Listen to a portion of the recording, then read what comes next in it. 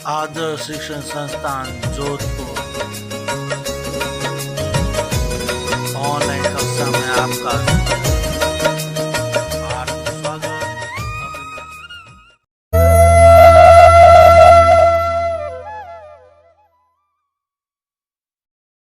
नमस्कार मित्रों, आज हम कक्षा 9वीं विषय गणित पाठ 4 दो चरीय रेखीय समीकरण में प्रश्नावली 4.3 पढ़ने जा रहे हैं। इससे पहले प्रश्नावली 4.3 का पहला प्रश्न किया था, जिसमें अपने को दो चर का रेखीय समीकरण दिया हुआ था, जिसमें हमने पक्षांतर करके मान रखकर x का मान रखा y का प्राप्त हुआ और कुछ में y का रखकर x का मान प्राप्त करके हमने 3 मान निकाले, उसका हमने ग्राफ बनाया।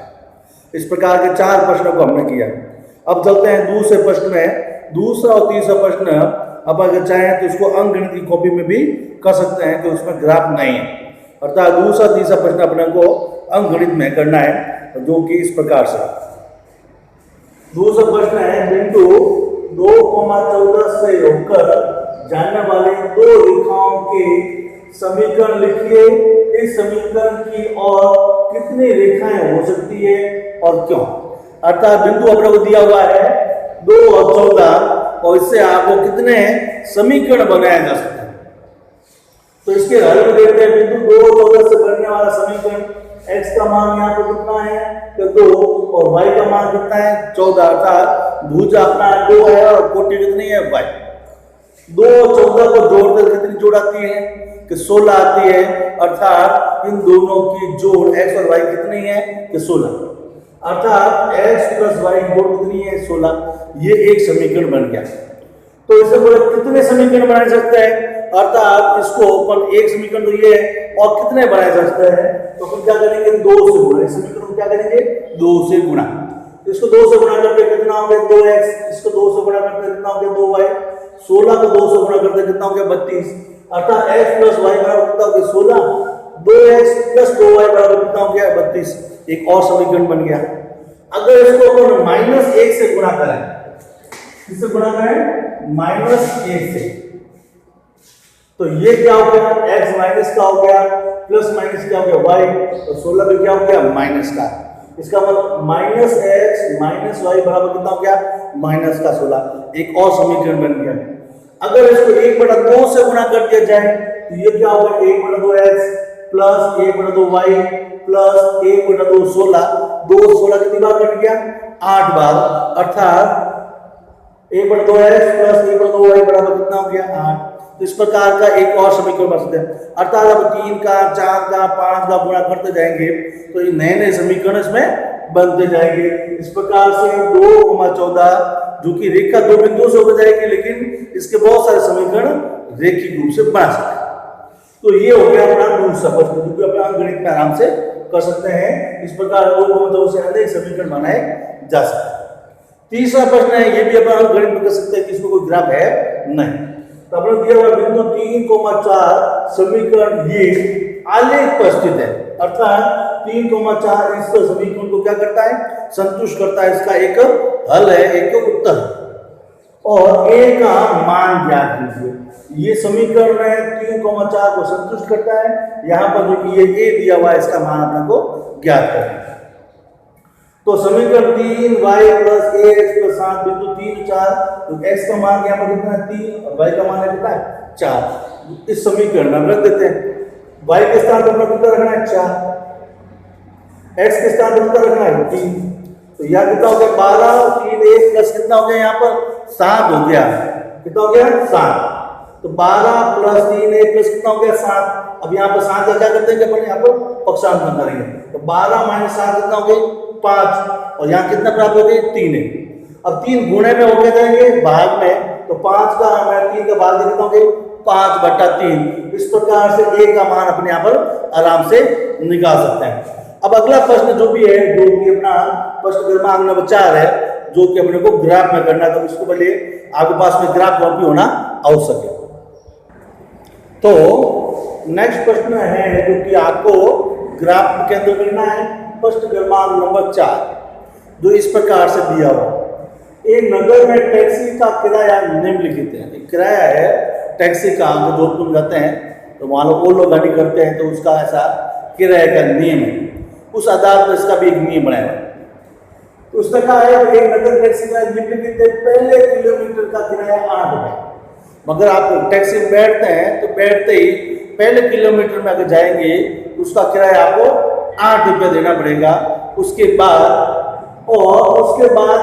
की दूरी के लिए, इसके बाद जितना भी आप चलेंगे उसके लिए आपको प्रति किलोमीटर का किराया है वो 5 रुपये लगेगा। मतलब पहले किलोमीटर के लिए 8, इसके बाद जितना भी किलोमीटर जाएंगे उस किलोमीटर के अनुसार आपको 5-5 रुपये और देते रहना पड़ेगा। मतलब पहले किलोमीटर के ज़्यादा रुपये देने हैं, उसके बाद के दूसरे किलोमीटर के 5 ही देने हैं, तीसरे किलोमीटर के 5 देने हैं, चौथे किलोमीटर 5 देने हैं, किराया कम है पहले किलोमीटर के मुकाबले।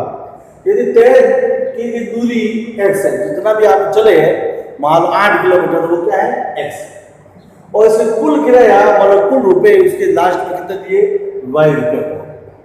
तो इसका रेखीय समीकरण लिखिए और उसका आलेख बनाए, अर्थात ये जो किराया का सूत्र दिया हुआ है टैक्सी का, इसका एक समीकरण बनाना। तो यहाँ पर क्या क्या दिया हुआ है, तो पहला दिया हुआ है प्रथम किलोमीटर, जितनी भी गाड़ी चली उसका पहला किराया कितना है 8, और कुल दूरी कितनी दी हुई x, मतलब 8-10 किलोमीटर कितनी चली है वो है x।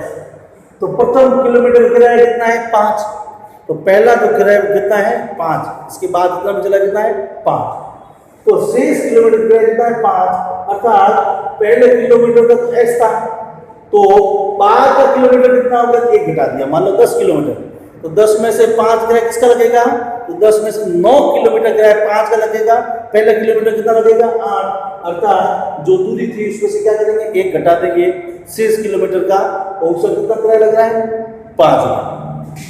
कुल दूरी कुल किराया कितना दिया है, कुल किराया कितना रुपए दिए हैं, y रुपए दिए, अर्थात y रुपए कितने के दिए हैं, पहला किलोमीटर 8 प्लस शेष किलोमीटर कितना हो गया x - 1 × 5।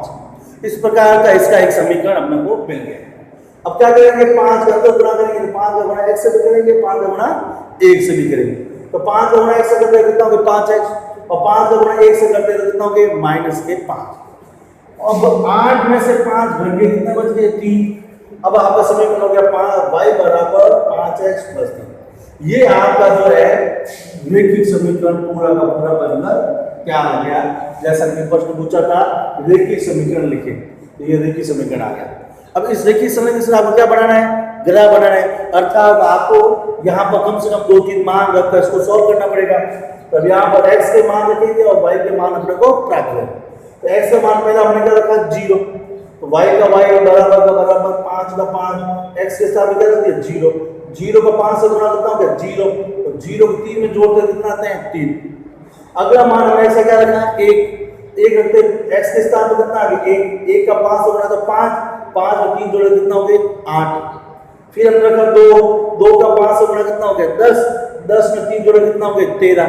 इस प्रकार से 3 मान होंगे, 0 रखा 3 आया, 1 रखा 8 आया, और 2 रखा तो 13 आया। इस प्रकार से निर्देशांक ये पहला a b और c, a हो गया 0,3, b हो गया 1,8 और c हो गया 2,13। इस प्रकार से यहाँ पर 3 मान हो गए। 3 मान का क्या बनाना है, ग्राफ बनाना है।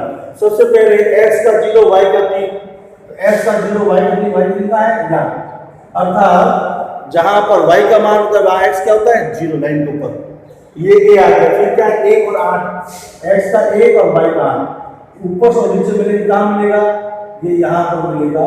ये पहला a हो गया, दूसरा मान क्या हो गया b, फिर दूसरा 2 और 13 क्या है 2 और 13, ये 2 और 13 कहाँ है यहाँ, अर्थात ये मान सीधा 2,13, 1,8 और ये हो गया 0,13।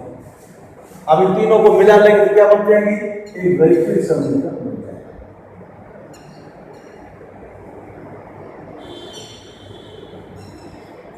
आप स्केल से बनाएंगे तो आपकी लाइन क्या आएगी, पूरी सीधी आएगी, और जो कि यहाँ पर स्केल नहीं है इसलिए इसका मान थोड़ा सा दूसरा है। फिर यहाँ पर हमें क्या लिखना है, यहाँ पर पैमाना, यहाँ पर मान लेता हूँ तो यहाँ पे पैमाना, तो x अक्ष पर 1 सेंटीमीटर बराबर 1 इकाई और y अक्ष पर 1 सेंटीमीटर बराबर। इस प्रकार से अपने को दी गई शर्तों के अनुसार रेखीय समीकरण बनाना और रेखीय समीकरण से अपने को ग्राफ बनाना। इस प्रकार के प्रश्न ही 10वीं के अंदर आते हैं, तो अपने को इस प्रकार के प्रश्नों की प्रैक्टिस करनी चाहिए। तो चलते हैं आदर्श शिक्षा संस्थान की ऑनलाइन क्लासेस को आपको लाइक और सब्सक्राइब करना नहीं भूलना। धन्यवाद।